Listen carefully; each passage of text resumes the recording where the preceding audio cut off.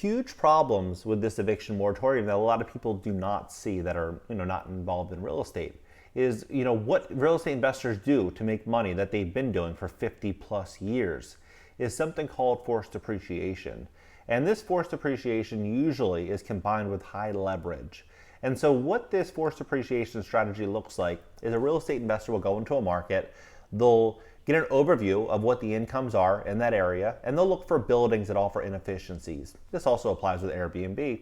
And they'll look for properties they can buy that are cheap, they can increase the rents, they can increase the NOI, the net operating income on the building, and then at that point, they'll essentially just fix it up, refi it, take the loan out, buy another property. So here's what it looks like. Let's say it's a 10-unit building. Let's say for easy math, every unit's renting for $1,000. So it's pulling in $12,000 or $120,000 a year.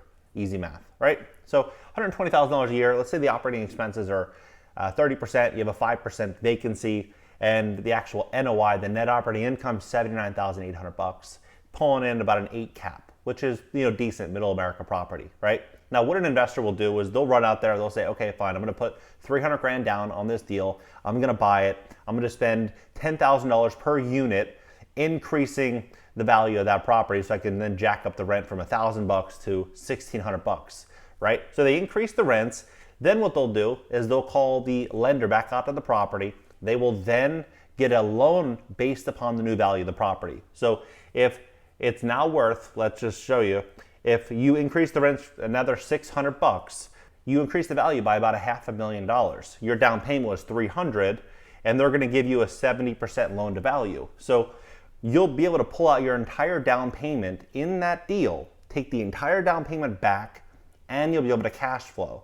Now, vacancies have always been relatively low, 3 to 5% depending on your market, and rents have always generally increased.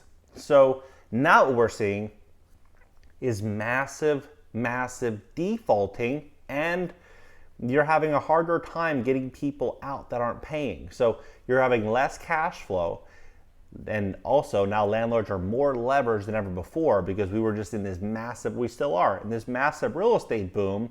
So you have a lot of landlords that have a lot of tenants that just simply aren't paying. And what I think is that could happen is rents go down and this debt is fixed. We're gonna have a huge problem.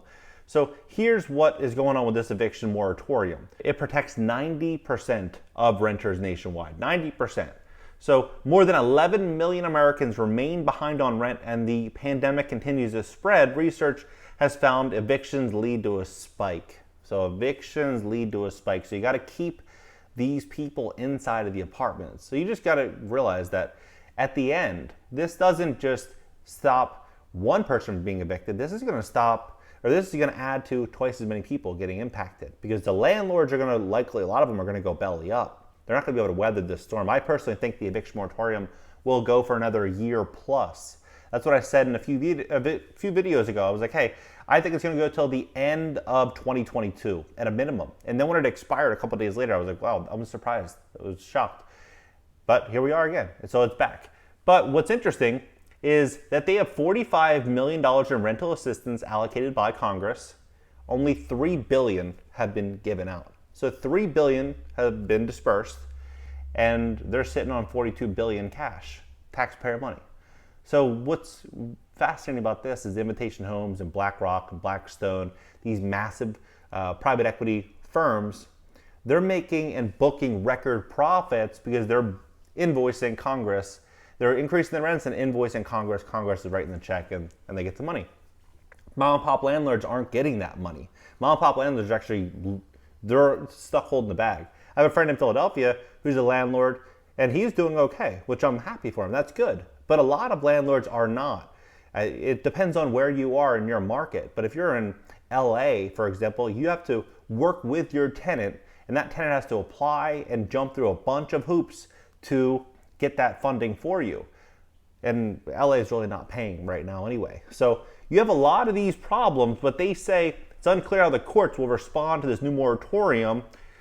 It will at least buy states and cities more time to distribute the assistance. But they say this is a tremendous relief for millions of people who are on the cusp of losing their homes. With them, the ability to stay safe. this is the huge problem. So then you have all these investors saying, okay, so long-term leases are very risky right now. What can I do to get some of my cash out of the bank and into a hard asset? I mean, what can I do to kind of pivot with this market? I can buy a second home. Maybe I can, I live in Texas, maybe I can go buy something in Miami and I can, make a lot of money. I see a lot of people making money on it, so I'm gonna go do that. So people go ahead and do that, but what they're not seeing is what is gonna happen next, which is situations like this. So this homeowner, the beautiful family, they bought their first house and they were already presently in a lease. So what they decided to do was they're saying, hey, I'm gonna lease it for a year. And then at that point in time, I'll move back into the property. But what happened was they leased it. The tenant took possession of the property, listed it on Airbnb, made a killing off of the property, and they defaulted on the payments. So the tenant didn't pay. The tenant took the money. They had over 200 guests that stayed there. 200 guests stayed in the house, and they couldn't get them out. So they were on the cusp of losing their home in foreclosure because of the moratorium. And you know what they said? The leader said, legally there's nothing we can do. The landlords can't do anything about this.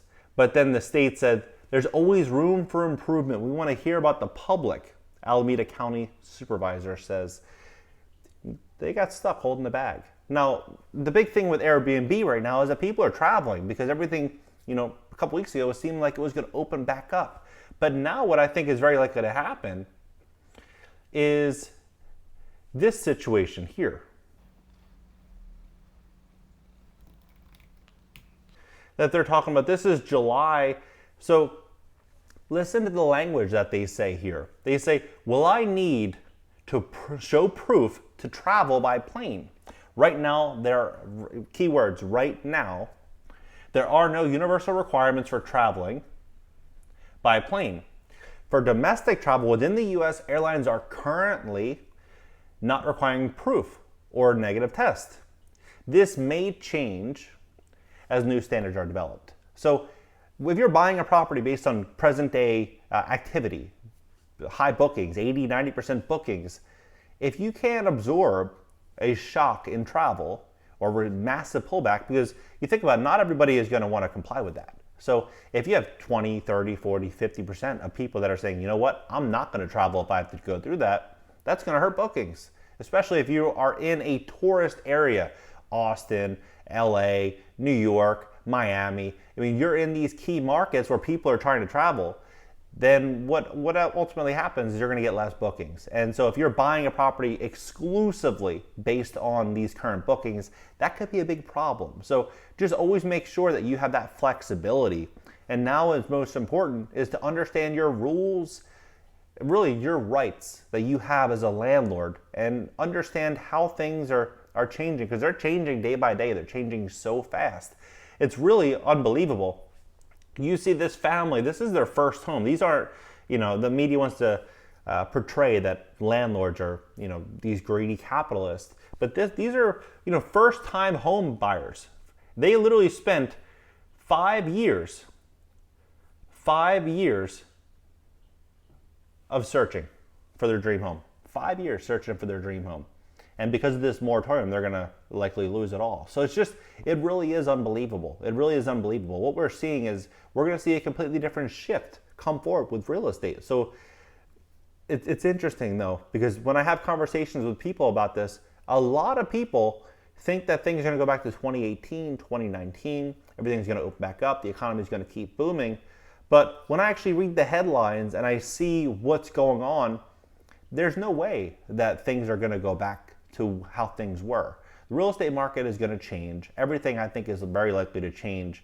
So I think making bets and gambles that things are going to go back to how they were is even more risky than being extra conservative right now in these uncertain times. What are your thoughts about all this? Drop your comments below. I'm really curious as to what you guys think about this Airbnb scam. What people are doing is signing these leases, then subletting it, making cash flow. You think about it, that building or that house that you're renting, you don't have any expense on it.